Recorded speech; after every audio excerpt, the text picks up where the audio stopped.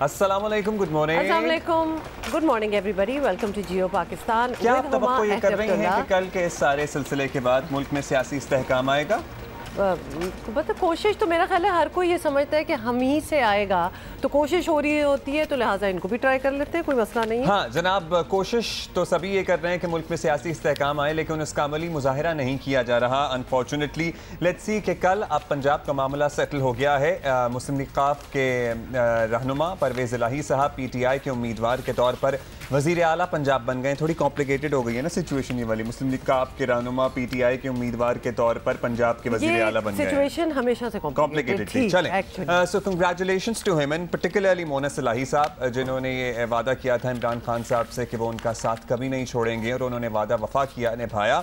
सो उनकी कामयाबी हुई है अदालती जंग जीतने के बाद। लेट्स सी क्या होता है पंजाब में, क्या असम्बलियाँ चलती हैं या तोड़कर खैबर पख्तूनख्वा और पंजाब असम्बली नए इलेक्शंस के लिए दबाव बढ़ाया जाता है वफाकी हुकूमत पर। वफाकी हुकूमत की सर्टनली जुरिस्डिक्शन अब बस वफाक तक ही महदूद रह गई है, अदरवाइज तो कुछ है नहीं कंट्रोल में। लिटरली कल अगर आप सोशल मीडिया, क्या ज़बरदस्त जगह है वैसे सोशल मीडिया भी, क्योंकि क्या तबसरे हो रहे थे आम आदमी के, जो तबसरे थे ना in the form of memes, वो देखने वाले थे। पाकिस्तान का पूरा मैप बना हुआ था और उसमें एक डॉट लगा हुआ था लाल रंग का, पता नहीं आपने देखा है कि नहीं, कि जुरिस्डिक्शन जो है वो हुकूमत की वो बिल्कुल कहाँ तक है। तो एक वो जो डॉट था ना पूरे मुल्क में, जो इस्लामाबाद था, बस उधर ही हम है। समझने की कोशिश करेंगे कि उसका क्या करना है, मतलब इस जुरिस्डिक्शन का, इन इख्तियारात का करना क्या है आगे।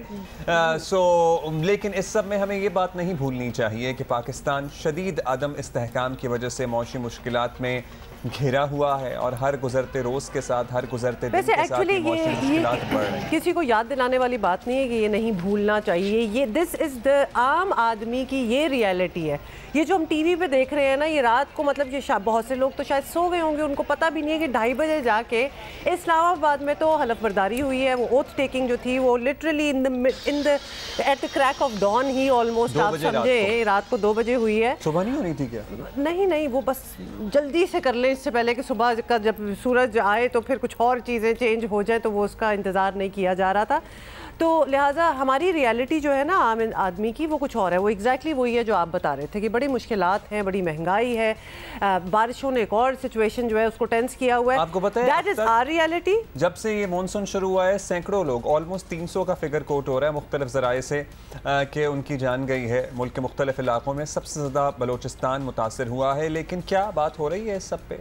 क्या आपको लगता है कि हमारे इर्द गिर्द जो हुक्मरान हैं, जो इक़्तिदार में हैं या इक़्तिदार में थे, वो इस बारे में फ़िक्रमंद हैं, या वो सोच रहे हैं कि इस मुल्क में सैलाब ने, बारिशों ने क्या तबाही मचाई है और लोगों के सरों से छत छिन गई है, माल मवेशी तो सब मर गए हैं, अपने प्यारे भी बाज़ लोगों के तो लापता हैं ताहर। अब्दुल्ला, बात यह है कि भाई जिनके सरों पे छत है, जैसे कि हम देख रहे हैं, वो कल एक और जंग लड़ी जा रही थी ये स्पीकरशिप की, तो उनके सरों पे तो छत है ना, तो हमें क्या लेना देना। I am sorry, it sounds very harsh to say that, but that seems to be the reality. Because literally पिछले हम जो महीने से देख रहे हैं कि क्या हो रहा है, इनकी आपस की लड़ाइयाँ ही चल रही हैं, वरना मुल्क में क्या चल रहा है, बारिशें हो रही हैं, लोग गुम रहे हैं, मर रहे हैं, हु केयर्स। अच्छा जी, कल हुआ क्या? डिप्टी स्पीकर पंजाब असेंबली की रूलिंग के केस का हो गया है ड्रॉप सीन। सुप्रीम कोर्ट ने चौधरी परवेज इलाही को वजीर आला बना दिया। Congratulations to him and his party and PTI certainly. Deputy speaker Punjab assembly Dost Muhammad Mazari की रूलिंग को कलअदम करार दिया गया। हमजा शहबाज को ओहदे से हटाया गया। अदालत ने हमजा शहबाज की बतौर वजीर आला काबीना बनाने समेत जो भी तकर्रुरियाँ की वो भी कलअदम करार दे दी। तहरीक इंसाफ के कारकुनों ने सुप्रीम कोर्ट के 3 रुकनी बेंच के फैसले पर मुल्क के मुख्तलिफ शहरों में जश्न मनाया। फैसला चीफ जस्टिस पाकिस्तान उमर अता बंदियाल ने लिखा। गवर्नर पंजाब ने चौधरी परवेज इलाही से हलफ लेने से माजरत कर ली, तो हलफ बर्दारी के लिए चौधरी परवेज इलाही को रात गए। किसके जहाज़ में गए थे वैसे? जहाज़ में जाना पड़ा। अब आपको पता है ना, जहाज़ों में भी बड़ा हमारा इंटरेस्ट होता है कि किसका जहाज़ था। खैर जिसका भी था वो पहुंच गए इस्लामाबाद, जहां सदर ने उनसे हलफ लिया। और कुछ दिनों पहले तक सुप्रीम कोर्ट पर तनकीद करने वाले इमरान खान और उनके कारकुनों ने कल के फैसले को तारीखी करार दिया। और खान साहब ने ट्वीट में लिखा कि जजेस हर किस्म की धमकियों और बदज़बानी के बावजूद डटे रहे। आइन और कानून की बालादस्ती के लिए सुप्रीम कोर्ट के जजों को सराहते हैं और मुस्लिम लीग नून ने फैसले पर कड़ी तनकीद की और उसे जुडिशल कू करार दिया। आपको पता है कि एक ट्वीट भी थी मरियम नवाज़ की जिसमें उन्होंने ये लिखा था, मुस्लिम लीग नून के कायद मियां नवाज शरीफ अदालती फैसले पर ट्वीट किया उन्होंने और पाकिस्तान को एक तमाशा बना दिया गया। ये उनका कहना था कि Pakistan is become a circus और साथ ये भी कहा कि तीनों जज साहिबान को सलाम। मरियम नवाज बोली इंसाफ का कत्ल नामंजूर, कहा हुकूमत को सख्त मौक़िफ़ इख्तियार करना चाहिए और डट जाना चाहिए, ये उनका कहना था। वज़ीर इत्तलात मरियम औरंगज़ेब ने फैसले को क्या कहा, सुनिए, ये भी सुन लें। ये ऐसा फैसला आया है जो मुल्क के अंदर जुडिशल कू से मुताबिकत रखता है और ये फैसला मुल्क को, अवाम को और ज़्यादा इंतशार, फसाद, अनारकी और तकसीम की तरफ लेकर जाएगा। पंजाब का वज़ीर आला अगर हमज़ा शहबाज नहीं होगा तो इससे पाकिस्तान मुस्लिम लीग नून को कोई फ़र्क नहीं पड़ेगा, क्योंकि पाकिस्तान मुस्लिम लीग नून ये जानती है कि पंजाब का मैंडेट पाकिस्तान मुस्लिम लीग नून का है, नवाज शरीफ का है, शहबाज शरीफ का है। इसके अंदर कोई किसी किस्म का अभाम मुस्लिम लीग नून के अंदर नहीं है। हमारा ये मुतालबा था और हमारा ये मुतालबा है कि इस फैसले की तशरीह के लिए फुल कोर्ट बनाना चाहिए था। आपको याद होगा, चलिए अब तो मतलब जो भी मुतालबात होते रहे हैं। खैर, उधर जीतने वाली पार्टी का जिक्र करते हैं। परवेज़ इलाही के बेटे मोनस इलाही ने इसको अवाम की फतह करार दिया। क्या कहा, सुनिए जरा। अल्लाह पाक ने आज बहुत करम किया है और हमें सबको सुरखरू किया है, पीटीआई को सुरखरू किया है, हमारी जमात को सुरखरू किया है, इंसाफ को सुरखरू किया है। और ऑब्वियसली शेख रशीद की स्टेटमेंट्स का भी लोगों को इंतजार होता है क्योंकि वो बड़ी ही स्वीपिंग स्टेटमेंट्स भी देते हैं और ऑलमोस्ट एज इफ वो देख सकते हैं। ही इज वेरी एंटरटेनिंग और उनका ये कहना था, उन्होंने अंदिया दिया है कि अब कौमी असेंबली में भी हलचल होगी। पंजाब में इमरान खान ने मेहनत करके फतेह हासिल की है, इसी तरह मरकज में भी अदम एतमाद लाएंगे और इनको बनाएंगे। जनाब, हुकूमत और इसकी इत्तेहादी जमातों ने इस केस में अदालती कार्रवाई का बॉयकॉट किए रखा। अदालती फैसले के बाद हुकूमती इत्तेहाद ने सर जोड़ लिए। अहम इजलास मुस्लिम लीग हाउस में होगा अब, जहां हुकूमत और इसके इत्तेहादी फैसला करेंगे कि क्या हिकमत अमली अपनानी है। मियां जावेद लतीफ़ हमारे साथ मौजूद हैं, वफाकी वज़ीर हैं, सीनियर रहनुमा मुस्लिम लीग नून के। शुक्रिया मियां साहब। मियां साहब, आप बताइए, आपकी तो ज़रा हमें डिसेंटिंग वॉइस शुरू से ही हम सुनते भी हैं, ऑब्ज़र्व भी करते हैं, लेकिन अब कल जो हुआ उसके बाद क्या हम तवक्को करें कि मुस्लिम लीग नून सारी एक ही सफ़े पर होगी और एक ही हिकमत अमली के तहत अब आगे बढ़ेगी? अब्दुल्ला हुमा, आपका शुक्रिया। मगर जो मैं आपको सुन रहा था और जो अभी आप सवाल कर रहे हैं कि पूरी मुस्लिम लीग क्या एक पेज पे होगी, पूरी कौम जो है वो एक पेज पे आ चुकी है। उसकी वजह अभी मैं आपको सुन रहा था तो आप कह रहे थे अदम इस्तेहकाम।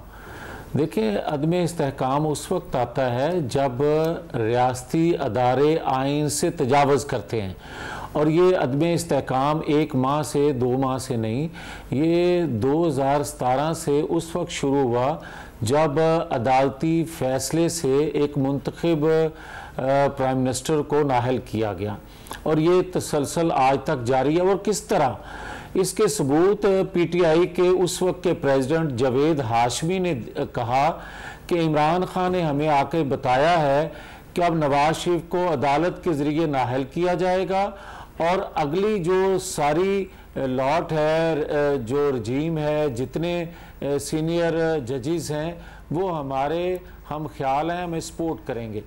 और उसके बाद तसलसल वही जारी है। उसके बाद मोहतरम जस्टिस शौकत सदीकी साहब ने कहा कि किस तरह बेंच बनते हैं और किस तरह फिर फैसले लिए जाए। ये मैं नहीं कह रहा, ये पीटीआई के प्रेसिडेंट उस वक्त के और उस वक्त के जस्टिस शौकत सदीकी साहब कह रहे हैं। तो आज आप देख लें कि हम क्या देख रहे हैं और किस तरह हो रहा है। कल मैंने सुना जो मोहतरम जजेस साहबान ने कहा कि अदालत के दलाइल सुनने के बाद माइंड चेंज हो जाता है। तो भाई मुझे कोई ये बता दे कि फैसले में माइंड तो दलाइल से चेंज हो सकता है, मगर किसी जमात का आइन दलाइल से चेंज तो नहीं होता। यहाँ आप देखें कि एक पर्ची आती है तो उस पर 2018 में निशान होता है शेर का, उसको पोलिंग स्टेशन में वोट इसलिए कास्ट नहीं करने दिया जाता कि ये शेर वाले लोग हैं। अगर वही बल्ले के निशान वाली पर्ची ले आता था तो उसका वोट कास्ट हो जाता था। के लिए मान भी लिया जाए कि सारी ज्यादती आपके साथ हो रही है, आपने ज़ाहिर बयान भी किया, तो आगे क्या करना है? बिल्कुल जी, आगे का लाहे अमल में हम जी जावेद लतीफ़ साहब हम जरा इंटरेस्टेड हैं कि आगे करना क्या है, क्योंकि कल की प्रोसीडिंग्स तो बॉयकॉट हो गई, अब क्या अपील में जाने का सोच है? आज अब जो मुस्लिम लीग हाउस में जो मीटिंग होनी है आगे जाके, उसमें क्या लगता है कि क्या आप लोग डिसीजन मेकिंग करेंगे? पहले तो हम अगर इजाज़त दें मैं 1 मिनट आपका और लूँगा। मुझे ये कोई बताए कि हमारे पर इल्ज़ाम था कि मुस्लिम लीग नून ने सुप्रीम कोर्ट पर माजी में हमला किया था, और इन्होंने जब रात के जिस पहर दीवारें फैलान के सुप्रीम कोर्ट की इमारत में दाखिल हुए, शीशे भी टूटे और उस पर कोई हमला नहीं हुआ। उस पर कहा गया कि ये पीटीआई के लोगों के जज्बात थे, हमारे पे मुकदमात बने और ये जो थे इनके जज्बात थे। अब आप इससे अंदाज़ा कर लें कि मुस्लिम लीग ने जो कुर्बानी दी थी अपनी सियासत की रियासत के लिए, तो हमारे जज्बात को अदारे जो हैं वो किस शक की निगाह से देखते हैं और हमेशा से देखते आ रहे हैं, और हमारे साथ हो क्या रहा है। अब आ जाए जो आपने सवाल किया है कि आइंदा का लाएमल। देखें, मैं ये कहने के लिए तैयार नहीं हूँ कि हम हमला कर देंगे, मैं ये कहने के लिए तैयार नहीं हूँ कि सुप्रीम कोर्ट के बाहर इस बेंच के खिलाफ हम धरना दे दें, मैं ये कहने के लिए तैयार नहीं हूँ कि आए हम सिविल नाफरमानी का ऐलान कर देते हैं, मैं ये कहने के लिए तैयार नहीं हूँ कि मैं जिस तरह चीफ इलेक्शन कमीशन को ये गालियां देते हैं मैं देना शुरू कर दूं। मैं सिर्फ अदब से ये गुजारिश कर रहा हूं कि जो अदमे इस्तेहकाम आप के कल के फैसले के बाद मजीद आया है, उससे पाकिस्तान के मालियाती अदारों से जो डायलॉग चल रहे थे वो मुल्की मफाद में फाइनल नहीं हो सकते। और अगर आप इसको ये समझते हो कि नए इलेक्शन ही पाकिस्तान के मसाइल का हल है, तो दोनों असम्बलियों में आपकी हुकूमत आ गई है, आप रिजाइन करें, बिस्मिल्लाह इलेक्शन करवाते हैं। आप ये क्या तरीका है कि आप मरकज में जहां खुद नहीं है वहां इलेक्शन होने चाहिए और जहां खुद बैठे हैं वो शेख रशीद कह रहे हैं कि वहां भी हिलजुल होगी, अदम एतमाद की तहरीक भी आ सकती है। अब मियां साहब ये फरमाइएगा, आप कह रहे हैं कि आपके साथ ज्यादती हो रही है, इदारे आपके किरदार को शक की निगाह से देखते हैं। एक तो अदलिया पर तो आपके तहफ़्फ़ुज़ात हैं, क्या इदारों पर भी आपके तहफ़्फ़ुज़ात या उनकी न्यूट्रलिटी पर भी आपके तहफ़्फ़ुज़ात अभी तक बरकरार हैं? दूसरा ये कि आप लोग नहीं निकाल पाते। 10 अप्रैल को इमरान खान साहब घर गए अदालती फैसले के बाद, आपने देखा कि मुल्क के मुख्तलिफ शहरों में लोग किस तरह निकले, तो आप ये भी तो गौर करें ना कि आपकी स्ट्रीट पावर को क्या हुआ है आखिर। और बल्कि इसमें ऐड ये कर लें मियां साहब कि कल की celebrations were telling as well. अगर आप देखें कि जैसे ये फैसला आया तो पूरे मुल्क में ही, मतलब सिर्फ हम इस्लामाबाद लाहौर की क्यों बात करें, पूरे मुल्क में जश्न मनाया गया। आप नहीं निकाल पाते लोगों को? हाँ अब्दुल्ला, बात यह है कि वो वक्त आपका ज़ाया होगा, मगर इतना ज़रूर कह दूं आपको कि देखें, एक बच्चा था ना, तो 2 दावेदार माएँ उसकी थी, दोनों कुरान पाक पर हाथ रख के कह रही थी ये बच्चा मेरा है। तो मुंसिफ ने कहा कि इसको दरमियान से काट दो, आधा उसको दे दो आधा उसको।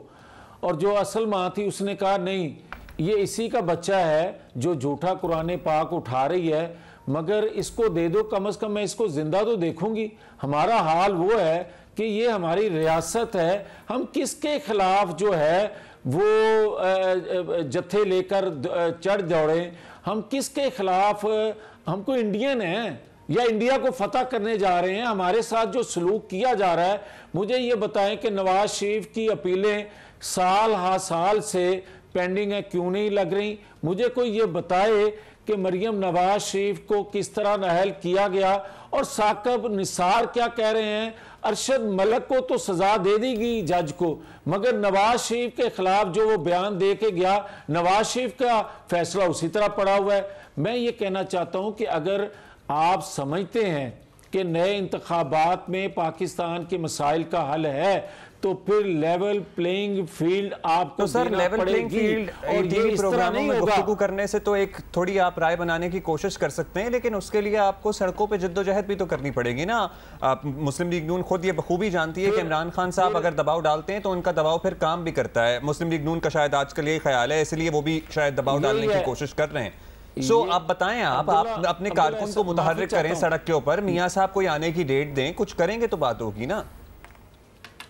मेरे सवाल का आपने खुद जवाब दिया अब्दुल्ला। यही हम कहते हैं कि अगर अदारों ने दबाव लेके गालियां सुन के फैसले करने हैं तो फिर कल को जत्थे उठा करेंगे, वो कोई हुकूमत बना लिया करेगा, दूसरा ताकतवर जत्था आया करेगा, वो हुकूमत हटा दिया करेगा। अगर तो इस पाकिस्तान को उस तरफ लेकर जाना है तो फिर इमरान खान का रवैया, इमरान खान तरीकाकार बिल्कुल दुरुस्त है। ये हम तरीकाकार बिल्कुल नहीं अपना सकते, मगर मैं ये आपको जरूर कह रहा हूं कि जो एहतजाज आप आइंदा दिनों में देखेंगे और जो होने जा रहा है, मैं उसको देखकर सोचकर खौफ में मुब्तला हूं कि ये पाकिस्तान कैसे बचेगा। जो वो कहता था सिविल नाफरमानी, जो वो कहता था खूनी इनकलाब, जो वो कहता था कि जनाब हुंडी के जरिए पैसा आए, ये पाकिस्तान को अमलन श्रीलंका बनाने की तरफ लेकर जा रहा है, जिससे पाकिस्तान के पॉलिसी साजों को सोचना चाहिए और दबाव में आकर फैसले करने वालों को देखना चाहिए कि ये मेरा और उनका पाकिस्तान अगर है तो दबाव में आकर गालियां सुनकर फैसले ना दिए जाएं। फॉरेन फंडिंग केस का फैसला भी दिया जाए और एक हफ्ते के अंदर अंदर जिस तरह नवाज शरीफ को आपने नाअहल करवाया था उसी तरह नवाज शरीफ के वो मुकदमात वापस लिए जाएं, वरना पाकिस्तान के अंदर जो हम देख रहे हैं, लीडरलेस जो एहतजाज देख रहे हैं, उससे पाकिस्तान को नाकाबिले तलाफी नुकसान पहुंच जाएगा, जो पाकिस्तान के लिए बेहतर नहीं होगा। शायद नवाज शरीफ के लिए, मुस्लिम लीग के लिए बेहतर हो सकता है, मगर पाकिस्तान के लिए बेहतर नहीं हो सकता, जिसको हम किसी तौर पर भी बर्दाश्त नहीं कर सकते, ना सोच सकते हैं, मगर इनके फैसलों की वजह से हम उधर बढ़ रहे हैं। अच्छा मियां साहब, ये सारी जी ठीक है, अच्छा बिल्कुल, ये आपने बहुत ही एक पैशनेट किस्म की अपील कर ली है। ग्राउंड रियलिटी ये है कि पीटीआई को वोट मिले हैं आवाम से। अभी बाई इलेक्शंस में ऑलमोस्ट उन्होंने स्वीप किया है, तो लिहाजा एक उनकी तरफ जो एक रुझान है लोगों का, उसको डिनाई नहीं किया जा सकता। और मरीम नवाज साहिबा का भी खुद कहना था कि कुछ कोताहियां हुई हैं, कुछ मिसमैनेजमेंट हुई है, जिसको वो लोग रिविजिट करेंगे। अब ये बताइएगा, इस वक्त भी अगर मियां नवाज शरीफ वापस नहीं आएंगे तो कब आएंगे? मतलब वो किस इंतजार में? आप लीडरलेस एहतजाज की बात कर लें तो एहतजाज तो आपका लीडरलेस है इस वक्त, क्यों नहीं आते नवाज शरीफ साहब? देखें, जो मैं लीडरलेस एहतजाज की बात कर रहा हूं, मैं अपनी तरफ से ही कर रहा हूं। जी जी हम नहीं चाहते कि ऐसा एहतजाज हो जिससे रियासत को नुकसान पहुंच जाए, जिस पर अदारों पर चढ़ाई लोग कर दें। जो श्रीलंका की बार बार मिसाल देता है, श्रीलंका एक छोटा मुल्क है या हम न्यूक्लियर पावर पाकिस्तान है, खुदा के लिए उससे हमें तशबीह ना दें, इस पाकिस्तान पर रहम करें। हाँ, जो आपने सवाल किया है नवाज शरीफ के हवाले से, तो मैं ये कह रहा हूं कि अगर एक हफ्ते के अंदर जिस तरह नवाज शरीफ को सजाएं दिलवाई गई थी उस तरह वापस ना ली गई तो नवाज शरीफ पाकिस्तान आ रहा है, और जो कुछ फिर पाकिस्तान के अंदर होगा उसकी जिम्मेवारी मुस्लिम लीग पर नहीं डाली जा सकेगी, फिर जो किया होगा वो भरना पड़ेगा। साहब, आप माशाल्लाह आप आते रहते हैं हमारे शो में और हर दफ़ा आपके आके यही कहते हैं कि नवाज शरीफ वापस आ रहे हैं, मगर वो फिर नहीं आते। क्योंकि मरीम नवाज साहबा कह रही थी कि वो आएंगे तो मैं उनको जेल नहीं जाने दूंगी, तो प्रॉब्ली जब तक उनके केस का मामला सेटल नहीं होगा वो नहीं आएंगे। यही बात फिर तय हुई है। और दूसरा ये कि आप लोग हुकूमत में कब तक रहेंगे? मतलब ये कुछ सोचा है, ये जो लूली लंगड़ी हुकूमत जैसे मरीम नवाज साहिबा कहती हैं, ये इसी तरह चलेगी? नहीं, हम अपना अब्दुल्ला पहले दिन से ही हम हुकूमत के हक में नहीं थे। रियासत के लिए जो सियासत की हमने कुर्बानी दी थी उसका हशर कल हमने देख लिया, पूरी कौम ने देख लिया। और जहाँ तक आपका सवाल है कि आप हमेशा कहते हैं, मैं हमेशा इसलिए कहता आ रहा हूं कि शायद आज कल पॉलिसी साज अदारों को ये ख्याल आ जाए कि पाकिस्तान के मौसम के साथ हमने क्या सलूक किया, और उसको सोचते हुए, पाकिस्तान के मुस्तकबिल को देखते हुए, इन हालात को देखते हुए अपने फैसलों को वापस लें। मगर अगर ऐसा नहीं हो रहा, जो कि मैं कह रहा हूं कि नहीं हो रहा, तो फिर 8-10 दिन के हम इंतजार के बाद जो फैसला करने जा रहे हैं, उसके बाद नवाज शरीफ पाकिस्तान आएंगे तो हम उनको जेल नहीं जाने देंगे। आप भी ये कह रहे हैं कि पॉलिसी साज अदारे कुछ करें, मतलब आप लोग सियासतदान आपस में मिल बैठकर फैसले नहीं कर सकते। आप पॉलिसी साज अदारों की तरफ आप जब बात करते हैं तो एस्टैब्लिशमेंट कह रहे हैं कि वो किरदार अदा करें मियां नवाज शरीफ की सजा में वापस करने में। ना मैं उनसे कह रहा हूं जो इमरान खान को मुजरम होने के बावजूद, मुलजम होने के बावजूद उसको हाथ नहीं डालने देते, मैं उनसे कह रहा हूं जो इंटरिम बेल लेता है, और मैंने आज तक पाकिस्तान की तारीख में नहीं देखा कि इंटरिम बेल लेने वाला हाजिर हुए बगैर उसकी इंटरिम बेल कंफर्म हो जाए। मैं उनको कह रहा हूं कि जो इमरान खान को एक लाडला रखे हुए हैं और दूसरों को इंडियन के समझते हैं, और जिस तरह इल्जाम लगा भी दिया था कि नवाज शरीफ ने पाकिस्तान का उतना बजट नहीं है जितना पैसा इंडियन अकाउंट में भेज दिया था, और आज तक उस पर माफी नहीं मांगी। चले मैं आप कह रहे हैं कि वो लाडले हैं खुदा के लिए। वैसे आपको पता है डिप्टी स्पीकर रूलिंग वाला मामला, तफसीली फैसला भी आ गया, उस पर करें कार्रवाई। आप लोग भी तो कार्रवाई नहीं करते। अब इतने महीने हो गए हैं, कोई एक केस नहीं शुरू कर सके, किसी एक सीनियर रहनुमा के खिलाफ आप कुछ साबित नहीं कर सके, मतलब फरागोगी करते थे, कुछ सीरियस कार्रवाई का आगाज हुआ?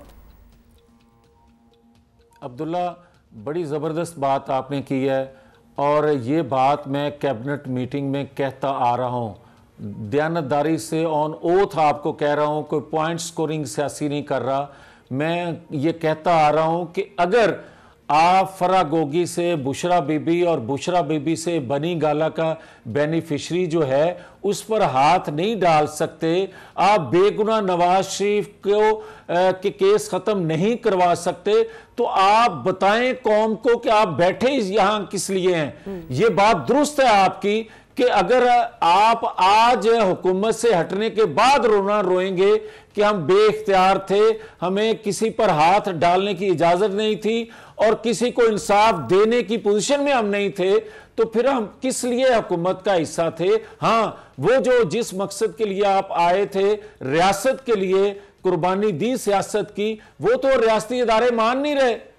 आप कौम को तो के लिए कुर्बानी तो दे रहे हैं, मगर रियासती इदारे जो हैं वो आपको शक की निगाह से हमेशा देखते हैं। ख्वाजा साद रफीक ने एक प्रोजेक्ट इमरान का जिक्र किया था, आपने सुना था वो? ख्वाजा साद रफीक ने एक प्रोजेक्ट इमरान का जिक्र किया था, आपकी नज़र से भी आप गुजरा होगा आई एम श्योर वो सारा मामला कि क्या इरादे थे और किस वजह से आए, तो वही वजह बनी आप लोगों की फिर इख्तियार लेने की?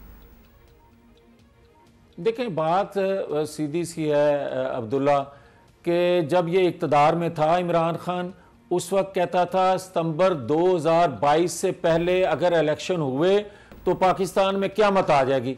आज इख्तियार से बाहर है तो कहता है सितंबर 2022 से पहले अगर इंतखाब ना हुए तो फिर क़यामत आ जाएगी। भाई सितंबर है क्या, आप किसी को बता दे ना कोई।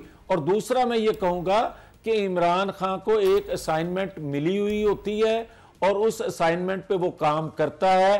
फिर कह रहा हूं कि नजरिया नवाज शरीफ के बगैर पाकिस्तान की बका मुमकिन नहीं है। खुदा ना खास्ता पाकिस्तान को नुकसान पहुंच जाएगा। नजरिया नवाज शरीफ पर पूरी कौम यकसू है, उस पर अमल करना होगा। That's all the time we have, Javed साहब। Thank you for your time। खेलों की बात करेंगे, गोल टेस्ट का तो हम तफसील से तस्करा करेंगे। जरा अब मुझे लगता है कि हाथ से मामला निकलता जा रहा है, लेकिन अदरवाइज कल से बर्मिंघम में कॉमनवेल्थ गेम्स शुरू हो रहे हैं। हाँ, दैट इज गुड। लेकिन एक और खेल की खबर है आपके और देखें, जहाँ हम अच्छा खेल रहे हो, भाई मैं तो पहले कहती हूँ ये बच्चे जो हमारे नौजवान हैं वो कितने रिलीव्ड होंगे कि वो बिल्कुल ही बेखबर हैं कि पाकिस्तान में जो पॉलिटिक्स चल रही है, और थोड़ा सा ध्यान आपको इधर उधर करना पड़ता है to achieve what you want to achieve. So I am very happy about this one.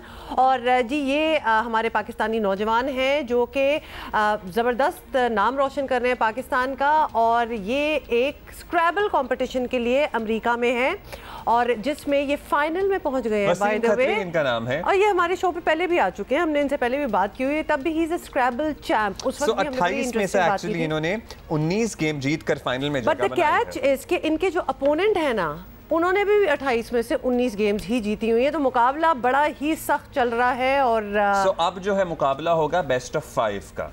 ओहो, जरा ऑस्टिन शिन जो है, मुझे लगता है इनके हाँ जी, ऑस्टिन शिन से इनका मुकाबला होगा और 28 में से 19 गेम्स उन्होंने भी जीते हुए हैं और बेस्ट ऑफ 5 का मुकाबला होगा। शिमाली अमेरिका में जारी है ये चैंपियनशिप और 400 से ज़ायद प्लेयर्स ने इसमें शिरकत की और हमारे अपने वसीम खत्री टॉप में पहुंच गए हैं, टॉप 2 में पहुंच गए हैं एक्चुअली और फाइनल खेलेंगे ऑस्टिन शिन के खिलाफ। So that is great. और याद किया था। हाँ बिल्कुल एग्जैक्टली। तो वसीम से हम बात कर रहे हैं कि नहीं कर रहे, इज माय क्वेश्चन। हाँ ये बलोच, अब वसीम इंशाल्लाह जब जीत जाएंगे तब उनसे हम बात करेंगे। बड़ा दिल चाह रहा था उनसे 2-4, मैं फंसती हूँ ना जब, तो वो 2 लेटर वर्ड्स जो होते हैं ना उन पे मैं बड़ी फंस जाती हूँ, वरना ऑनलाइन स्क्रैबल में तो हम सारे ही बड़े चैंपियंस हैं, आपको पता ही है, हमने पहले भी आपको बताया हुआ है। So we will speak to him इंशाल्लाह व्हेन ही विंस। अच्छा जी, बारिश का सिलसिला बाय द वे जारी है और आपको पता है कि जब बारिश हो रही होती है और हम आते हैं ना, तो हमें वापसी की टेंशन मुसलसल सर पर सवार रहती है। ऑफिस आते हैं तो वो वाली टेंशन हमेशा क्योंकि कुछ पता नहीं होता ना कि वापसी पे कौन सी अंडरपास, कौन सी सड़क जो है, कौन सी चौरंगी, कौन सा चौराहा इतना पानी से भर जाए कि आप बस घर पहुंच ही ना सकें। तो अपडेट ये है कि जी कराची के मुख्तलिफ इलाकों में वक्फे से बारिश का सिलसिला जारी है और खैरपुर में शदीद बारिश के बाद नदी नालों में तुग़यानी आ गई है और कई नशीबी इलाके जो हैं वो ज़ेरे आब आ गए हैं। बिजली की फराहमी जो है मुअत्तल है, मतलब बहुत सी सारी चीज़ें तो होती रहती हैं। लाड़काना में भी हल्की बारिश है, लेकिन फॉरगेट दैट बलूचिस्तान का तो हम ज़रा सिचुएशन बता दें, क्योंकि बलूचिस्तान में सैलाबी रेलों से भी काफ़ी तबाही आई है। जनाब केचकोर नदी का हिफाजती बंद टूट गया, मकरान जोन के करीबी आबादी को महफूज मकामात पर मुंतकिल किया जा रहा है। मुख्तलिफ अजला में मरकजी शाहराहें, राबता पुल बह गए हैं। क्वेटा, गवादर, मकरान डिवीज़न समेत खुजदार का कराची से ज़मीनी राब्ता मुनक़ता है। इसी पे सूरत हाल मालूम करेंगे कि अब तक कितना जानी नुकसान रिपोर्ट हुआ है। माली नुकसान तो खैर बहुत ज़्यादा हुआ है।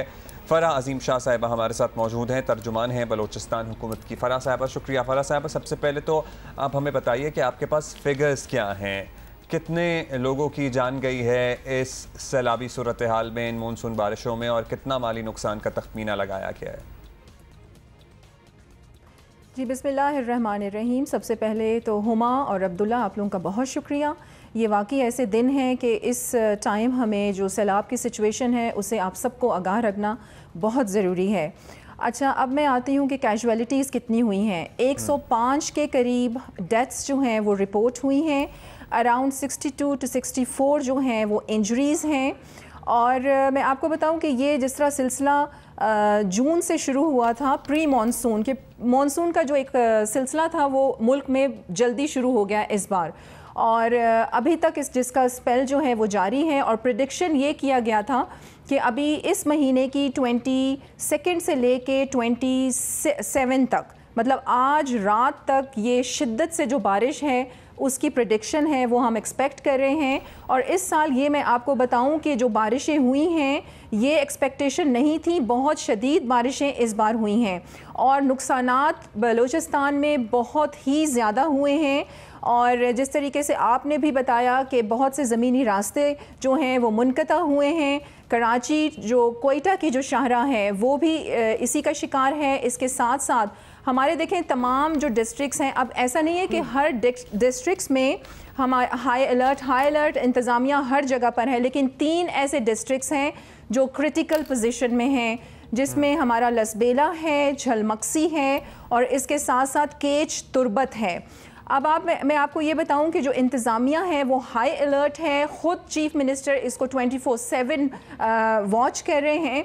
अच्छा, अब जहाँ जहाँ हमें मुश्किलात का सामना था, जहाँ ज़मीनी रास्ते मुनक़ता हुए थे, वहाँ पर कल ही चीफ सेक्रेटरी की मीटिंग हुई है। आर्मी, FC, जितने भी स्टेक होल्डर्स हैं PDM में, वो सब उसमें शामिल थे। आज सुबह 7 बजे से जो हेलीकॉप्टर्स हैं जो आर्मी हमें प्रोवाइड कर रही है, और चीफ मिनिस्टर ने भी अपना हेलीकॉप्टर दिया है कि जहां ज़मीनी रास्ते जो हैं मुनक़ता हो गए हैं वहाँ पे रिलीफ और रेस्क्यू का जो ऑपरेशन है वो नहीं रुकना चाहिए। तो मुश्किलात का सामना ज़रूर है, कहीं देर सवेर ज़रूर हो रही है पहुंचने में, लेकिन इंतज़ामिया हर जगह मौजूद है। और रात के 2:30 बजे तक भी मैं बताऊं हुमा आपको कि मैं ख़ुद DGPDMA के साथ इन टच थी। सुबह अब 6 बजे से मैं उनके साथ इन टच थी। चीफ सेक्रेटरी से मेरी सुबह बात हुई है, रोज़ाना की बुनियाद पर मीटिंग्स होल्ड की जा रही हैं। और इसके साथ साथ मैं आपको ये बताऊं कि पिछले दिनों 90 के करीब जो कैजुअलिटीज़ थी, चीफ मिनिस्टर ने कंपनसेशन का जो ऐलान किया था वो सारे ख़ानदानों को दे दिया गया है, फ़ी कस 10 लाख रुपए। और अब ये हमारी कैजुअलिटीज़ सामने आई हैं 105 के करीब। तो अब इंशाल्लाह ये जो बाकी जो डेथ्स हुई हैं, जिनकी शहादत मैं कहूँगी कि हुई हैं लोगों की, हम उनको, लाजमी बात है जान चली गई है, वो नुकसान तो हम पूरा नहीं कर सकते, लेकिन थोड़ा बहुत जो है हम उनके जो गम में हैं उनका साथ दे सकते हैं। और जो कंपनसेशन थी 10 लाख। जी फ़राज साहिबा, रेस्क्यू एवैक्यूएशन ये सारी तो बड़ी अच्छी एफर्ट्स हैं, जिस तरह कि आप हमें अपडेट भी कर रहे हैं। जो देहात बह गए हैं, क्योंकि इस किस्म की बहुत ज़्यादा खबरें भी आ रही हैं, वहाँ रीलोकेशन का आप साइड बाय साइड कोई प्लानिंग हो रही है कि वहाँ से जो लोग आप लोग लेके एवैक्यूएट कर रहे हैं उनको रीलोकेट करना कहाँ है? बिकॉज इवेंचुअली तो उनको कहीं ना कहीं वापस जाना ही होगा और ऐसी जगह पे जाना होगा जहाँ दोबारा से तबाही ना आए या उनको इससे ना गुजरना पड़े। तो साइड बाय साइड कोई परमानेंट प्लानिंग, कोई बेटर प्लानिंग भी हो रही है? जी, एक बहुत अहम क्वेश्चन आपने ये किया है Huma, thank you so much. बल्कि देखें, अब मैं आपको ये बताऊं, मैं किसी को तनकीद का निशाना नहीं बनाऊंगी, लेकिन बदकिस्मती से पहले जो भी हुकूमतें थीं उन्होंने कोई लॉन्ग टर्म प्लानिंग नहीं बनाई, क्योंकि डिज़ास्टर तो आएगा, नेचुरल डिज़ास्टर को आप रोक नहीं सकते, लेकिन बेटर प्लानिंग करके कम से कम हम नुकसानात से बच सकते हैं। तो चीफ मिनिस्टर ने इंस्ट्रक्शंस जारी की थी, हमारी खुद मीटिंग्स भी अब चल रही हैं, हम इंटरनेशनल डेलीगेशंस भी बुला रहे हैं ताकि लॉन्ग टर्म प्लानिंग बनाई जाए और अगले साल भी बारिशें होनी है, यही सिचुएशन आनी है तो नुकसान कम हो। इसके साथ साथ जो रेस्क्यू ऑपरेशन है, जिस तरीके से लोग पानी में फंसे हुए हैं बहुत सारी जगहों पे, तो इंतज़ामिया वहाँ पर पहुँच के उनको जो महफूज मकामात हैं वहाँ पर शिफ्ट कर रही है और टेंट्स हम प्रोवाइड कर रहे हैं। जो टेंट्स हैं, विलेजेस हैं, वो कायम किए गए हैं। और इसके साथ साथ आपको पता है फ्लड्स की वजह से बीमारियां बहुत फैलती हैं, तो टाइमली चीफ मिनिस्टर ने ये इंस्ट्रक्शंस दे दी थी हेल्थ मिनिस्ट्री को। और आपको मैं ये बताऊं कि हमारे मेडिकल कैंप जो है वो भी कायम किए गए हैं। हमारे जो PDMA के मिनिस्टर हैं वो खुद फील्ड में मौजूद हैं, हमारे जो PDMA है और इसके साथ साथ हमारी NDMA जो है वो मुसलसल राब्ते में है और हमें बल्कि उनकी भी सपोर्ट। अब ये बताइए कि पाकिस्तान इस वक्त आपको सुन रहा है, कोई मदद जो पाकिस्तान के अवाम कर सकें, बलूचिस्तान के बहन भाइयों के लिए फ़ौज भी आपके साथ मदद कर रही है, लेकिन कुछ इलाके क्या कोई हैं ऐसे जहां पर राशन की ज़रूरत है, कंबल की ज़रूरत है, अद्वियात की ज़रूरत है? तो आप बताइए, क्योंकि लिटरली एक इमरजेंसी सिचुएशन है बलूचिस्तान में इस वक्त। जी बिल्कुल अब्दुल्ला, अल्लाह आपको सलामत रखे। आपने बहुत अहम क्वेश्चन किया है ये और मुझे मौका दिया कि मैं बता सकूं। देखें, बलूचिस्तान का जो अंडर डेवलपमेंट होने की वजह और यही है कि जो उसका लॉ एंड ऑर्डर की सिचुएशन क्यों ख़राब रहती है, क्योंकि वो अंडर डेवलप है। अगर हम इस बार रिहेबिलिटेशन को मुकम्मल तौर पर काबू ना पा सके तो बलूचिस्तान 20 से 25 साल पीछे चला जाएगा, जो हम नहीं होने देंगे इंशाअल्लाह।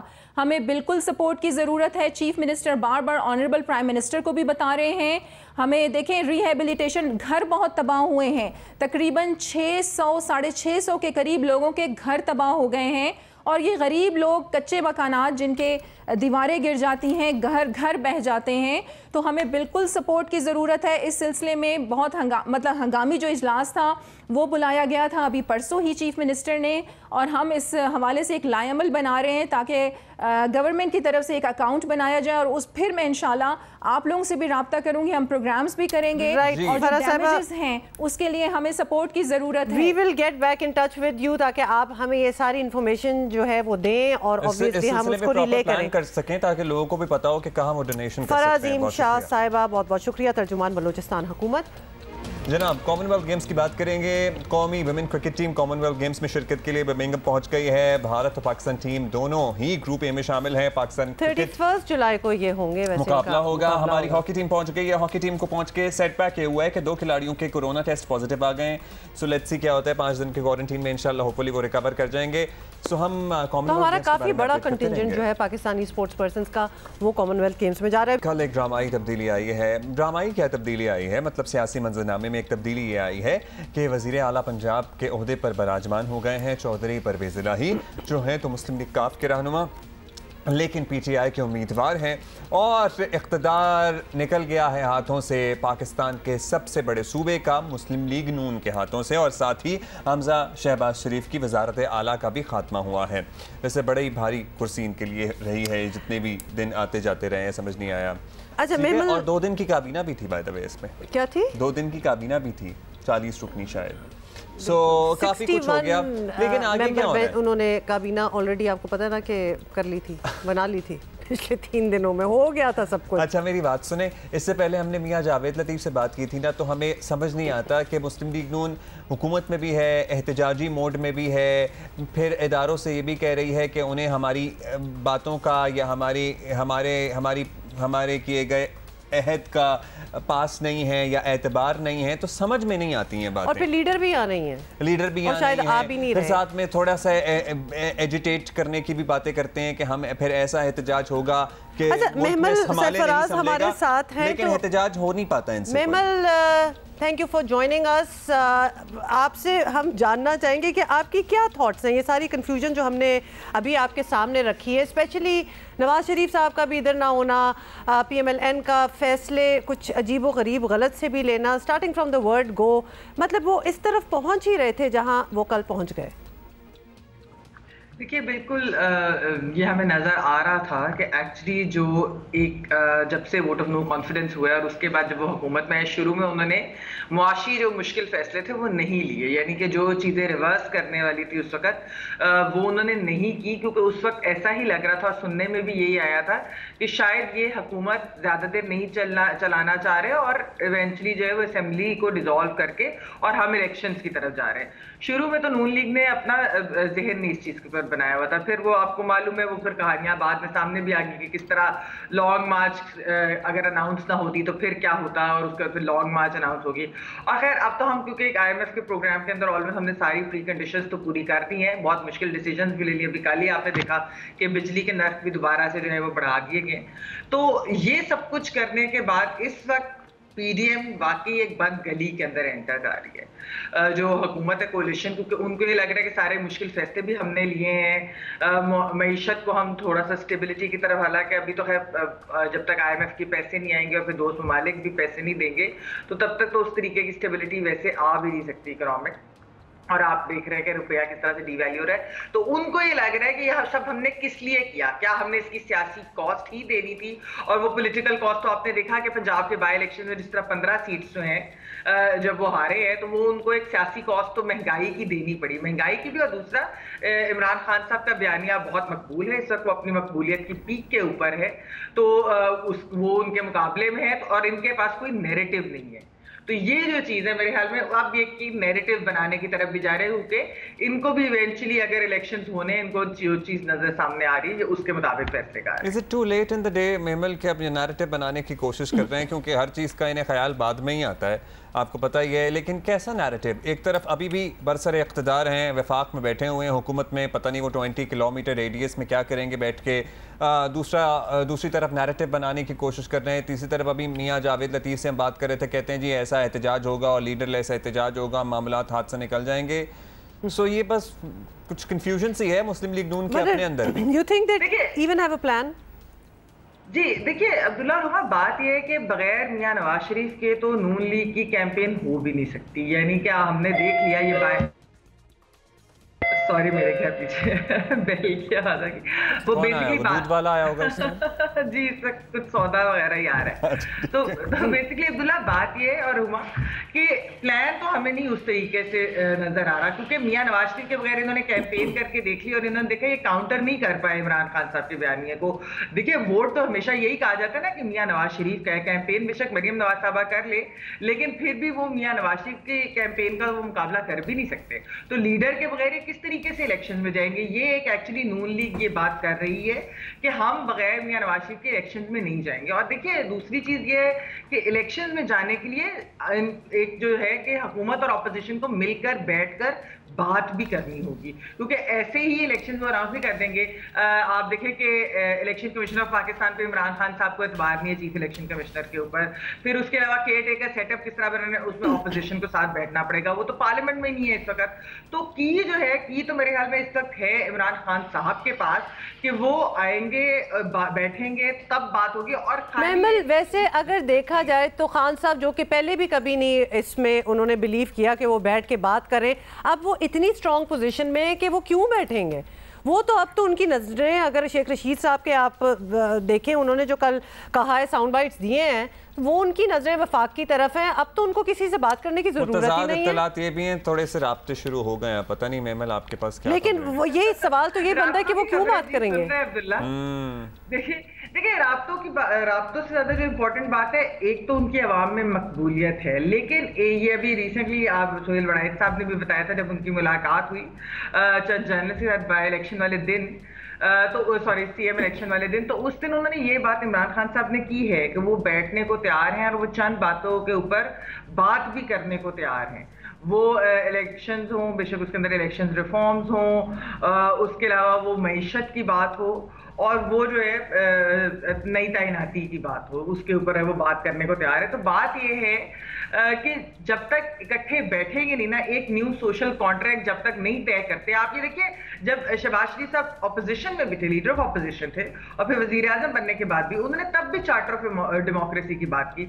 जब मियां नवाज शरीफ साहब हुकूमत के अंदर थे, वो इमरान खान साहब को तब भी मिलते थे, हालांकि उनके सबसे बड़े rival, political rival Imran Khan साहब ही थे तब भी, लेकिन वो मिले थे। तो ऐसा नहीं होता कि ये सियासतदान एक दूसरे को नहीं मिलते। ठीक है, ये रिवायत है कि इमरान खान साहब जो है वो जब हुकूमत में आए वो नहीं मिलना पसंद करते थे ऑपोजिशन को या उनसे बात करना, और हो सकता है कि वो जब उनकी दोबारा हुकूमत हो क्या वो बगैर फिर उसी नहज पे चलेंगे, नहीं वो ऑपोजिशन को मिलेंगे, क्या करेंगे, सलाम भी नहीं लेंगे तो क्या करेंगे, क्या इन सबको वही जेलों में डालेंगे। देखिए इस वक्त एक्चुअली जो सबसे बड़ी बात है, एक तो हम सियासी केओस की तरफ से जा ही रहे हैं, हम बहुत बड़े मुआशी प्रॉब्लम के अंदर भी हैं। जितने भी लोगों से आप बात करें मईशत के ऊपर, उनको काफी फंसे हुए हैं। अच्छा, मुस्लिम लीग नून जो अब ये बयान अभी बना रही है ना कि भाई इदारे इजाला करें उस बात का जो मियां नवाज शरीफ को ताहयात नाअहल किया गया, फिर अब हर कोई ऐसा लगता है फंसता है तो इदारों की तरफ ही देखता है। मतलब क्या, कौन इजाला करेगा इस बात का कि मियां नवाज शरीफ को नाअहल किया गया? खुद अपनी जद्दोजहद करनी पड़ेगी या फिर ये इदारों की तरफ देख रहे हैं या एस्टैब्लिशमेंट की तरफ देख रहे हैं कि भाई वही दोबारा इंटरवीन करें और वही इंटरफेयर करें? क्योंकि उसूली तौर पर तो इस बात पे इत्तेफाक कर लेना चाहिए तमाम सियासतदानों को कि नो मोर इंटरफेरेंस। जी अब्दुल्ला, वैसे तो बिल्कुल ये होना चाहिए कि कोई इंटरफेरेंस होनी नहीं चाहिए। हमने जब सॉफ्ट इंटरवेंशन की भी बात सुनी, देखिए सिर्फ पॉलिटिकल स्टेक होल्डर्स होते हैं जिनके पास ये ताकत होनी चाहिए कि वो आपस में बैठकर बात करें, किसी और को ना मीडिएट कराने की ना कुछ और जरूरत है। लेकिन एक पाकिस्तान के अंदर क्योंकि एक रियलिटी है, हमें मालूम है कि बैकडोर बहुत सारी चीजें हो रही होती हैं जो शायद खुलकर सामने कहीं भी नहीं जाती, ना वो हमारे लीडर्स हमें बताते हैं, ना हम भी उस तरीके से हम सुनते हैं चीजें, लेकिन हम बहुत सारी बातें बोलते नहीं हैं। असल जो चीज ये है कि मैं इसीलिए बार बार ये कह रही कि पॉलिटिकल स्टेक होल्डर्स को अभी भी बैठकर एक न्यू सोशल कॉन्ट्रैक्ट के ऊपर बात करनी पड़ेगी, जिसके अंदर चार्टर ऑफ इकोनॉमी की भी बात करनी पड़ेगी, इलेक्शंस कैसे होने, किस चीज के तहत होने, कौन सी कैटेगरी सेटअप के तहत। पंजाब असेंबली चलाएंगे या फिर ये भी है आपको लगता है कि पंजाब और केपी तोड़ के इलेक्शन की तरफ जा सकते हैं? और परवेज इलाही और इमरान खान साहब कितने कोर्डियल रिलेशनशिप में रह सकेंगे साथ में? मेरे ख्याल में चौधरी परवेज इलाही और इमरान खान से इस वक्त तो फिलहाल तो रिलेशनशिप बहुत अच्छी है, और खासतौर पे मोनस इलाही साहब से इमरान खान साहब की रिलेशनशिप बहुत अच्छी है और बहुत क्लोज भी है, जो सुनने में आया है।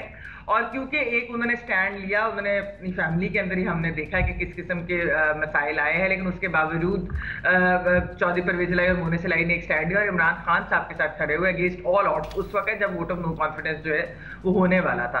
तो ये जो चीज़ है ये शायद इंपॉर्टेंट भी है। अलबत्ता जहाँ तक असेंबलीज तोड़ने की बात है, देखिए अभी तो फिलहाल सुनने में तो यही आ रहा है कि फिलहाल तो ये नहीं करेंगे, इस चीज को ये एग्जर्ट यूज करेंगे। फैसले भी होने हैं ना, आज बड़ी इंपॉर्टेंट मीटिंग भी है स्पीकर आज के लिए। मीटिंग में आपको क्या लगता है कि क्या ऑप्शंस क्या रह गए हैं इनके पास? और अगर देखा जाए तो जरदारी साहब भी दुबई चले गए हैं, मतलब ऑप्टिक्स में लगता है कि सारे एक तो ये इत्तेहादियों की ऑप्शंस की बात कर रही हैं, वैसे कैबिनेट भी आज बननी है। आपको पता है स्पीकर के लिए उस्मान बुज़दार साहब शायद भी बन सकते हैं दोबारा, तो वो भी नाम आ रहा है। ये भी आपको सुनना पड़ेगा। उस्मान बुज़दार साहब को देखिए मैंने बहुत मिस किया, मेरी बात सुने, वो तो पूरी कैंपेन में इनकी बाई इलेक्शन की नजर ही नहीं आए, मतलब नहीं, उन्होंने कहा कि मैं था, बहुत जगहों पे मौजूद था, ये उन्होंने डिनाई किया है थोड़े से, आपको पता है मेरा ख्याल। हाँ, मेरे ख्याल में शायद पीछे रहते। देखिए बात ये कि जो इस वक्त हम हुकूमती ज़राए से बात सुन रहे हैं वो ये सुन रहे हैं कि एक जो बयानिया जो उन्होंने ये फुल कोर्ट बेंच का भी जिस तरह डिमांड की थी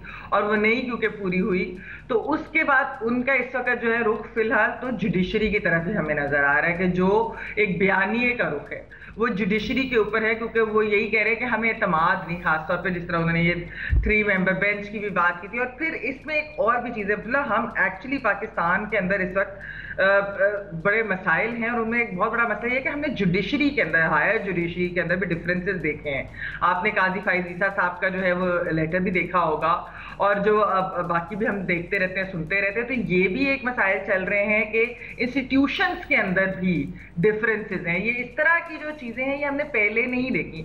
पॉलिटिकल क्लास के अंदर तो हम देखते हैं केओस हमने पहले भी देखा ही हुआ है, लेकिन इस तरह की जो चीज़ें एक ही टाइम पर होना ये भी पाकिस्तान के लिए कोई खास ये अच्छी खबर नहीं है, या अच्छी डायरेक्शन में हम नहीं जा रहे। इसीलिए मैं कह रही हूँ कि हम बंद गली की तरफ ना चले जाएं, कुछ ऐसी प्रॉब्लम ना इससे पहले ही कि ऐसा कुछ हो, उससे पहले ही सारे सियासतदान इकट्ठे बैठ जाएं और इकट्ठे बैठकर इस चीज का हल निकालें, क्योंकि at the end of the day अगर इस मुल्क को चलाना है तो सियासतदानों ने ही चलाना है। हाँ, बस होपफुली ये इस पे बहुत बहुत शुक्रिया। प्रॉब्लम ये है कि जब हम किसी एक प्रॉब्लम को पॉइंट आउट करते हैं तो मजीद और प्रॉब्लम्स नजर आना स्टार्ट हो जाती हैं। पता है क्या ही है कि तमाम सियासतदान इमरान खान समेत इत्तेहादी हुकूमत में जो भी लोग हैं बैठे हैं और ये तय करें कि भाई हम ही लोगों ने इस मुल्क का मुस्तकबिल चलाना है। और अब ये एक फ़ज़ा बन गई है कि जनाब no more interference from any side, so तब तमाम लोग इस बात पर मुत्तफिक हो जाएं और इसको कॉन्क्रीट कर लें। इंटरफेरेंस फ्रॉम एनी, सारे इस पे एग्रीड है इस बात। अगर इस बात पे एग्री, ये जब अगर मगर बीच में आ जाए ना, तो अभी तक यही क्लैरिटी नहीं है कि क्या हम एग्रीड हैं कि नहीं। किसी के लिए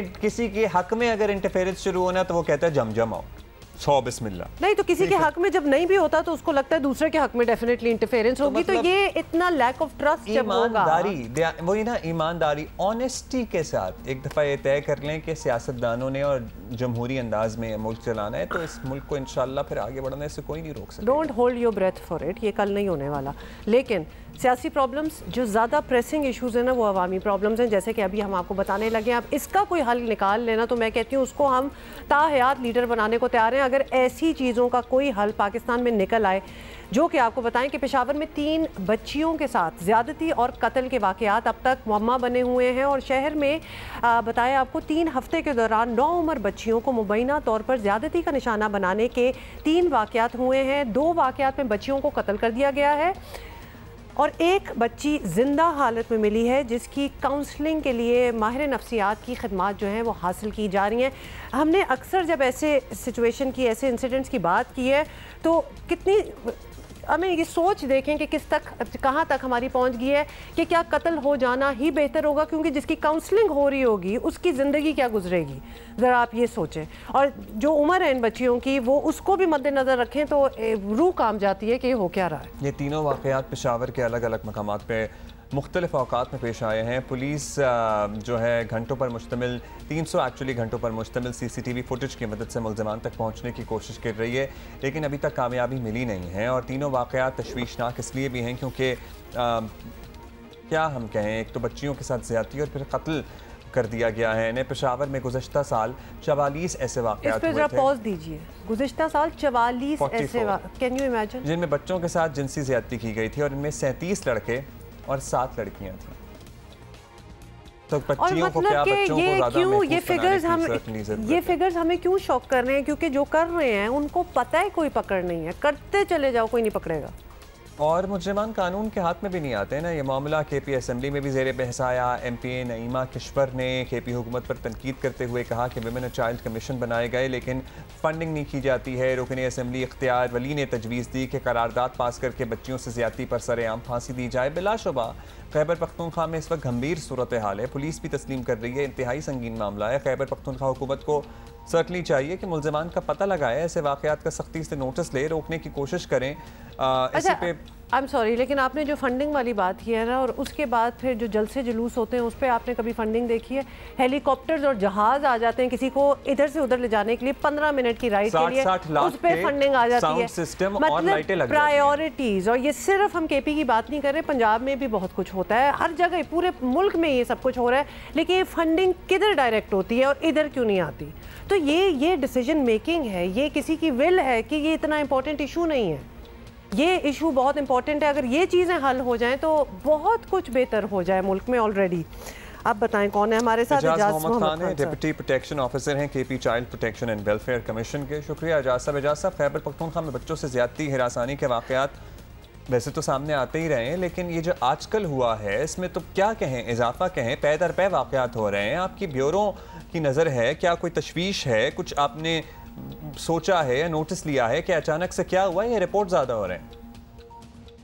बच्चों के जो सेक्सुअल अब्यूज़ के केसेस हैं, जो वाक़यात है, वो नॉर्मली जो है वो पाकिस्तान में डिफरेंट जगहों पर रिपोर्ट हो रहे हैं। खैबर पख्तूनख्वा में भी जो है अभी रिसेंटली हमारे जो 3 केसेस हुए, इस हवाले से इनके वजूहात बेसिकली डिफरेंट है। उसमें ये भी है कि बेसिकली कम्युनिटी का जो सपोर्ट है, कम्युनिटी का जो सिस्टम है, उसको ओवरऑल सेंसिटाइज करने की ज़रूरत है। सूबाई हुकूमत की तरफ से KP child protection and welfare commission जो है वो इस हवाले से एक strong community based child protection system को बनाने के हवाले से इक़दाम कर रही है। हमारा ये इस हवाले से फोकस है। अभी रिसेंटली हमारे सूबाई हुकूमत के स्पेशल उस पे एक कमेटी बनाई गई जिस पे हमने कानून की भी कानून में भी ख़ास तरामीम की इस हवाले से, ताकि सिस्टम जो है वो बेहतर हो। लेकिन चूँकि चाइल्ड प्रोटेक्शन एक क्रॉस कटिंग सब्जेक्ट है और इसमें तमाम डिपार्टमेंट का रोल आता है, तो इस हवाले से हम अभी case management, child protection case management and referral system जो है वो बनाने जा रहे हैं, जिसमें हमारे साथ police department, probation department, prosecution department, even judiciary जो है उनको हम ऑन बोर्ड ले रहे हैं। और इसके साथ साथ हेल्थ डिपार्टमेंट, एजुकेशन डिपार्टमेंट, तमाम वो डिपार्टमेंट जिनका बच्चों के हकूक़ के हवाले से एक रोल बनता है, उन सब की कोलैबोरेटिव एफर्ट्स से हम जो है एक केस मैनेजमेंट सिस्टम और रेफरल मैकेनिज़्म बना रहे हैं, ताकि बच्चों के इन इश्यूज़ को जो है वो फोकस किया जा सके और इन इश्यूज़ की रोकथाम के हवाले से काम कर सके।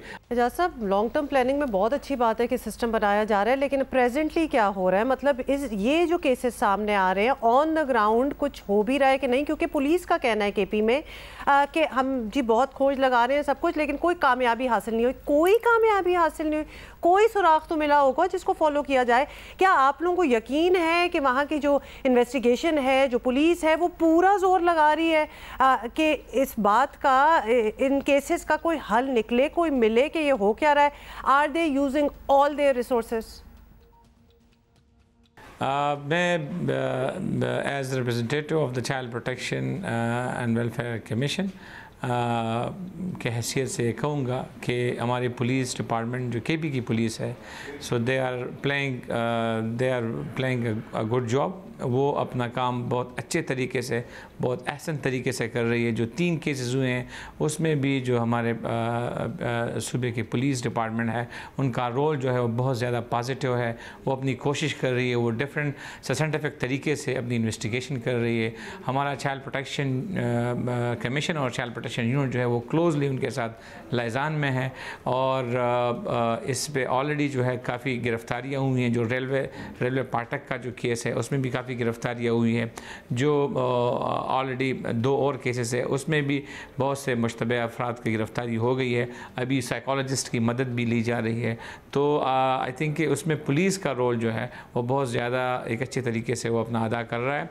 हमारा चाइल्ड प्रोटेक्शन यूनिट भी उनके साथ फुली जो है हम लूप में हैं, बल्कि हमारे पास परमानेंट साइकोलॉजिस्ट भी है। जहाँ जहाँ पर उनको ज़रूरत पड़ती है तो हमारा साइकोलॉजिस्ट जो है वो उनको उस हवाले से अपने सर्विसेज भी प्रोवाइड कर सकता है। दूसरा ये कि बेसिकली पुलिस के साथ साथ जो है वो यहाँ पर केपी में चाइल्ड प्रोटेक्शन वेलफेयर एक्ट 2010 के तहत केपी गवर्नमेंट ने 8 एक्सक्लूसिव चाइल्ड प्रोटेक्शन कोर्ट्स भी बनाए हैं, जो कि पूरे पाकिस्तान में सिर्फ 13 चाइल्ड प्रोटेक्शन कोर्ट्स है, जिसमें 8 जो है वो केपी में हैं। तो ये भी हुकूमत खैबर पख्तूनख्वा का एक अहसन इक़दाम है और खैबर पख्तूनख्वा गवर्नमेंट की कमिटमेंट के हवाले से है कि मतलब वो बच्चों की प्रोटेक्शन और बच्चों के वेलफेयर के हवाले से फुली कमिटेड है। सर ये सारा कुछ तो हो रहा है, लेकिन फिर भी कोई मुस्तकिल हल तो चाहिए ना। बहुत ज़्यादा वाक़यात केपी में, अभी पर्टिकुलरली पेशावर में पिछले साल ही 44 वाक़यात रिपोर्ट हुए थे। हुकूमत को, माशरे को अपनी सतह पर क्या करना है कि ये सिलसिला ख़त्म हो? मतलब कोई सज़ाएं भी हो सकती हैं, मतलब इन्हीं वाक़यात में किसी एक को भी नहीं पकड़ा गया, ये हमें ज़रा बहुत तकलीफ़ दे रही है चीज़। अनबिलीवेबल है। मेरे ख़्याल में आई थिंक कि बहैसियत मुआशरा हमें इस पे अपना रोल जो है, तमाम स्टेक होल्डर्स को अपना रोल जो है पॉजिटिवली अदा करना है। पेरेंट्स का भी इसमें अहम रोल है। बच्चों का जो इंटरेक्शन आता है वो स्कूल्स टीचर्स के साथ आता है, उनका भी रोल है। जो हमारे लोकल कम्युनिटी है उनको सेंसिटाइज करने की ज़रूरत है, और रियासत के इदारों के साथ साथ, क्योंकि कानून तो सूबाई हुकूमत ने काफ़ी कम्प्रहेंसिव कानून बनाया है, उनकी इम्प्लीमेंटेशन जो है वो ओनरशिप से आती है कि मतलब उसमें मुआशरा जो है वो ओनरशिप ले। तो रिस्पॉन्सिबिलिटीज़ को शेयर करने की भी इस हवाले से ज़रूरत है, और इस हवाले से चाइल्ड प्रोटेक्शन वेलफेयर कमीशन और हमारा जो डेडिकेटेड स्ट्रक्चर है चाइल्ड प्रोटेक्शन यूनिट का, वो बेसिकली इस हवाले से फुली कमिटेड है कि हम प्रिवेंटिव साइड जो है, जो अवेयरनेस कंपोनेंट है कि मतलब लोगों को ज़्यादा से ज़्यादा सेंसिटाइज करना, लोगों को इस हवाले से, कम्युनिटी को इस हवाले से आगाही देना, शऊर बेदार करना, क्योंकि ये एक माइंड सेट है कि हम बेसिकली इस माइंड सेट को हमने चेंज करना है, और इस हवाले से हमने अपने बच्चों और बच्चियों की मुस्तकबिल को जो है वो सेव करना है, क्योंकि इस हवाले से रोल जो है वो रियासत के इदारों के साथ साथ माशरे के जो स्टेक होल्डर्स है उनका भी अहम रोल है। शुक्रिया आपका सर, लेकिन माइंडसेट तो खैर चेंज तो करने की कोशिश कर ही रहे हैं। मतलब एक शख्स भी अगर पकड़ा गया होता ना ये पूरी लिस्ट में, तो कोई सुराग लगाया होता, कोई ऐसा आपको मिला होता, कोई क्लू जिसको कोई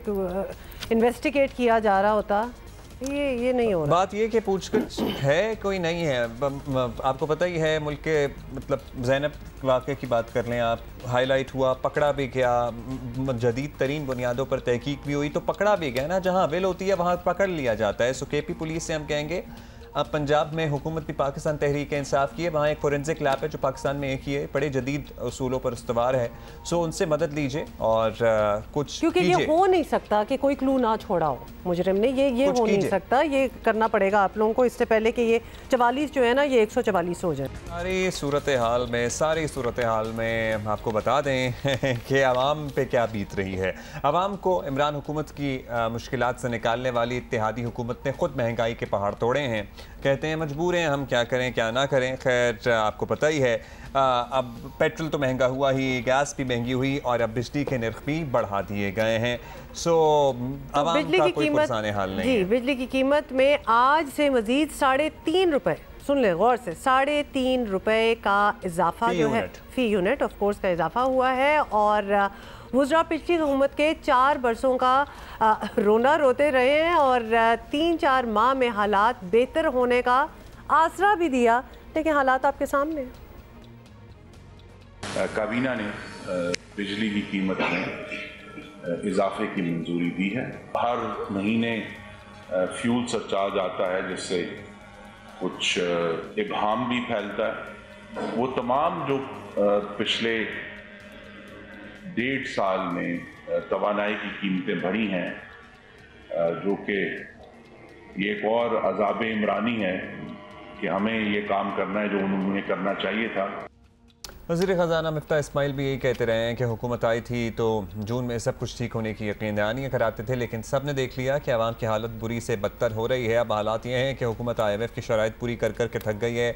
IMF के पैसे नहीं आ रहे हैं अब तक, और उधर हाल ये क्या हुआ मतलब इंतज़ार ही ख़त्म नहीं हो रहा हमारा।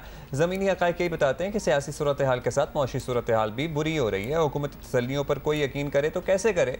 वज़ीर आज़म साहब, रिलीफ के 2000 रुपये की इनायत से बढ़कर कुछ अब सबको करना होगा मेरा ख्याल है। गरीब अवाम मतलब लिटरली भूखे मरने वाली हालत हो गई है लोगों की। रहनुमा मुस्लिम लीग नून तलाल चौधरी साहब हमारे साथ मौजूद हैं। तलाल साहब, शुक्रिया। वज़ीर आज़म, मिफ्ता साहब, दीगर वज़रा हर 2-4 दिन बाद आते हैं, एक बुरी खबर सुना देते हैं और साथ में ये भी कहते हैं कि तकलीफ़ के दिन अब कम रह गए हैं, सब ठीक हो जाएगा, लेकिन ठीक होता नहीं है। तो सर, अब अवाम आप पे एतमाद करें तो क्यों करें? आप एक ही दफ़ा खुलकर बता दें, यूँ लारों में ना रखें ना हम सबको। काश वाकई अवाम से धोखा ना होता। पाकिस्तान की मईशत कब से नहीं ठहर रही? जब से नवाज शरीफ को हटाया गया। हटाया किस तरह गया था कि बेटे से उसने तनख्वाह नहीं ली, ब्लैक डिक्शनरी से ढूंढ के एक ऐसा मुतनाज़े पाकिस्तान की तारीख का फ़ैसला करके पाकिस्तान को उस खाई की तरफ धकेल दिया गया जिस तरफ आज भी वो जा रहा है, वो डिफ़ॉल्ट की तरफ, तनज़ली की तरफ। ना मईशत संभली, ना डॉलर संभला, ना पाकिस्तान संभला। ये आगाज़ हुआ 2017 के उन फैसलों से जब नवाज शरीफ को एक किसी की ख्वाहिश पर उतार दिया गया, और आज ना गरीब की रोटी, ना गरीब का चूल्हा चल रहा है, ना पाकिस्तान चल रहा है। और ये सब कुछ अगर ठीक फैसले किए जाते, अगर पाकिस्तान में अवाम के मैंडेट पर ढका ना डाला जाता, अगर फैसले आइन और कानून के मुताबिक होते, तो पाकिस्तान आज मजबूत होता, मुस्तहकम होता। आज पाकिस्तान में अदम इस्तेकाम ना होता, आज ये तमाम मसाइल ना होते।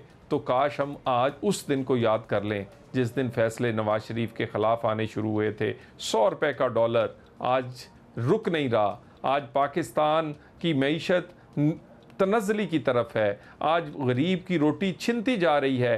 ये गलत फैसलों के तसलसल की वजह से पाकिस्तान तनज़ली का शिकार है। चौधरी साहब, बहुत आपने वजाहत भी दी, एक्सप्लेनेशन भी दी, लेकिन सियासी तौर पर हुकूमती जमातों की क्या सूरत हाल है वो तो बात ही छोड़ दें, क्योंकि इंतज़ामी तौर पर भी आपसे कुछ संभल नहीं रहा। तो वो वापस चले जाना कि देखें कि हुआ क्या था एंड ऑल दैट, मतलब पता नहीं अवाम इसमें पेशेंस भी अवाम में है कि अब ये सुनना चाहते भी हैं कि नहीं, क्योंकि हुकूमत का फोकस सियासत से हट ही नहीं रहा। मतलब किसी और चीज़ पे आएंगे तो बात होगी, और हुकूमत में रहने का क्या जवाब फिर रह जाता है अगर अवाम के लिए कुछ आसानियाँ पैदा ना हो। तो अवाम का इंतज़ार है कि कब वो खुद तंग आकर आपको घर भेज देंगे। मतलब क्या आपको से जाएंगे? इस बात का कोई डर है? क्योंकि ये हो सकता है। देखिए, हम हुकूमत करने आए भी नहीं हैं और हमारा दिल भी नहीं है, और ऐसी हुकूमत जिसमें पहाड़ जैसे मसाइल हों और आपके पास तो साल भी नहीं है। हम इतने नादान तो नहीं कि हमने आखिरी साल में, जब पाकिस्तान मुश्किल तरीन हालात में था, जब पाकिस्तान बिल्कुल अंधेरे की तरफ जा रहा था, सिर्फ इस नज़र से अदम एतमाद किया था कि हम इमरान से जान छुड़ा के इलेक्शन की तरफ जाएं। मगर जब आए हुकूमत में तो फिर कुछ मुहिब्बे वतनों ने आप समझे कि हमारी मिन्नत की, हमें ये गुजारिश की, हमें दरख्वास्त की कि पाकिस्तान को छोड़कर फ़िलहाल ना जाएं। ये किसी निगरान हुकूमत का, किसी फौरी निगरान हुकूमत का ये मुतहम्मिल नहीं हो सकता। आप इस पाकिस्तान को कुछ इस्तेकाम दें, इसको डिफ़ॉल्ट से बचाएं, इसको अंधेरे गली से निकालें, और वो गुजारिश, वो दरख्वास्तें और वो पाकिस्तान का दर्द जो है, जिसकी वजह से हम आज कुछ दिन के लिए हुकूमत में ज़रूर रुके हैं। हमारा भी दिल है इलेक्शन हो, मगर इलेक्शन हो सकता है जब फेयर एंड फ्री इलेक्शन तब हो सकता है जब लेवल प्लेइंग फील्ड हो। जब लेवल प्लेइंग फील्ड तब होगी जब इस मुल्क में सबके लिए एक जैसे फैसले आएंगे। ये मुमकिन नहीं है कि मेरा लीडर नवाज शरीफ उसे अब धक्के से सियासत से बाहर करे और दूसरों को ऐसे एक मखसूस फैसलों से इस मुल्क पर मसलत करें तो फेयर एंड फ्री इलेक्शन नहीं हो सकता। चलें जी, बहुत शुक्रिया आपका तलाल चौधरी साहब। देखिए बात बॉटम लाइन ये है कि हम कोई बात नहीं कर सकते इस मुल्क में किसी से भी अवामी मसाइल की जब तक बीच में सियासी मसाइल ना आ जाए। क्या मतलब बिल्कुल ही कोई बात नहीं हो सकती। कि मामला सियासत से जुड़ा है, वो कह रहे हैं जी लेवल प्लेइंग फील्ड होगी तो फिर इलेक्शन होगा, free and fair election in मामलात का हल है। लाहौर में हुए वाक़े की एक सीसीटीवी वीडियो बहुत वायरल हो रही है, आपकी नज़र से शायद गुजरी हुई, अगर नहीं गुजरी तो हम आपको दिखाते हैं। फेज़ 5 लम्स के करीब का ये इलाका है। हुआ क्या उमा, ज़रा बताइए। अच्छा जी, हुआ इसमें ये, हाँ पहले आप साथ साथ देखते भी जाएं। और हुआ इसमें ये कि ये नामालूम अगवाकारों ने खातून को गाड़ी समेत अगवा कर लिया, तो वो गाड़ी में अभी आके बैठी है। खुशकिस्मती से खातून जो है वो कुछ देर बाद वो जाकर जान उसने बचाने में कामयाब होगी। पहले ही बता दें, इससे पहले कोई और स्टोरी बनती जाए तो इससे सारे वाक़े की CCTV फुटेज आपके सामने वीडियो में देखा जा सकता है कि खातून दफ्तर से निकली, ड्राइविंग सीट पर आके बैठी, एक अगवाकार जो था ना, एक किडनैपर, वो पीछे आके बैठ गया गाड़ी में, और उसके बाद उस लड़की ने दरवाजा खोलने की कोशिश की और उस एक और बंदा आया, वो साथ ही एक गाड़ी खड़ी हुई थी जहां से उतरते जा रहे थे, वो आया, उसने उसको पुश किया है, वो दूसरी सीट पे गई, ड्राइविंग सीट पे खुद बंदा बैठा है और उसने गाड़ी जो थी वो मोड़ के ले गया, और साथ ही जो दूसरी गाड़ी थी जहाँ से ये आदमी निकल रहे थे वो भी साथ ही मुड़ गई।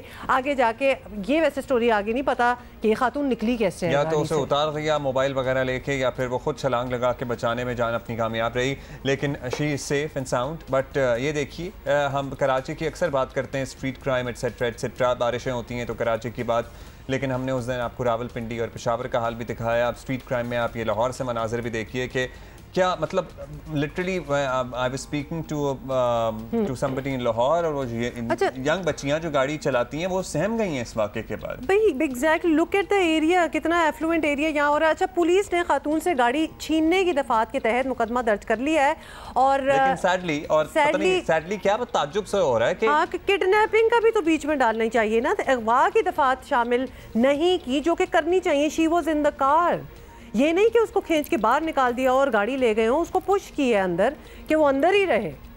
तो इसलिए ये ताजुब की बात है, और अभी तक कोई सुराग नहीं लगाया गया कि हुआ क्या। हमारी एक कॉलीग हैं, हमारी सहाफ़ी दोस्त मारिया मेमन, उनकी सिस्टर इन लॉ थी इस गाड़ी में, और उन्होंने मुझे मैसेज किया कि 45 मिनट बाद जो है इन लोगों ने, इन अगवाकारों ने इस खातून को उतार दिया, इनके सिस्टर इन लॉ को, और फिर इस तरह से इनकी जान बच सकी। सो अपेरेंटली वो गाड़ी चोरी करने आए थे, लेकिन 45 मिनट तक हब्से बेजा में रखने या अगवा करने की वारदात और वाक़या भी यहाँ हुआ है, तो वो दफात भी शामिल होनी चाहिए जो मुकदमा दर्ज 100%, क्योंकि उतने 45 मिनट में उनको ये तो नहीं पता था कि उसको छोड़ देंगे कि नहीं छोड़ेंगे, तो फॉर ऑल प्रैक्टिकल पर्पसेस वो किडनैप तो हुई थी। तो ये दफात डालनी चाहिए पुलिस को, और काफ़ी मतलब फुटेज आपके सामने भी है। डेफिनेटली जिस एरिया से ये गाड़ी निकल रही है, बहुत जगह पे आपको CCTV फुटेज मिलेगी, मिल जाएगी, बिल्कुल मिलेगी। ये तो फेज़ 5 का इलाका है, डिफेंस में हर जगह कैमरे लगे हुए हैं, तो ढूंढे, निकालें और फौरन करें इस चीज़ को। और मतलब you know, I was asking my wife to go somewhere yesterday and she just said कि मैंने अभी ये वीडियो देखी है और अलीना ने लगाई हुई थी शायद इंस्टाग्राम पे,